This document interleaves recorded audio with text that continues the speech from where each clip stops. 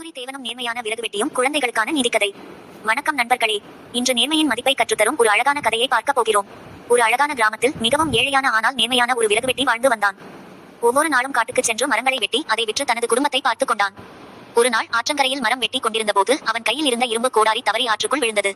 அதை பார்த்த விறகு வெட்டி மிகவும் வருந்தினான். இதுதான் என்னுடைய ஒரே கோடாரி, இது இல்லை என்றால் நான் எப்படி வேலை செய்வேன் என்று கவலையுடன் அழுதான். அப்போது அந்த ஆற்றிலிருந்து மெர்க்குரி தேவன் தோன்றினார். ஏன் அழுகிறாய் என்று கேட்டார். விறகு வெட்டி நடந்ததை உண்மையாக சொன்னான்.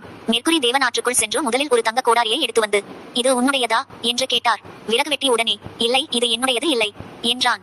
மீண்டும் மெர்க்குரி தேவன் வெள்ளி கோடாரியை எடுத்து வந்து கேட்டார். இதுவும் என்னுடையது இல்லை என்று விறகு வெட்டி நேர்மையாக பதிலளித்தான்.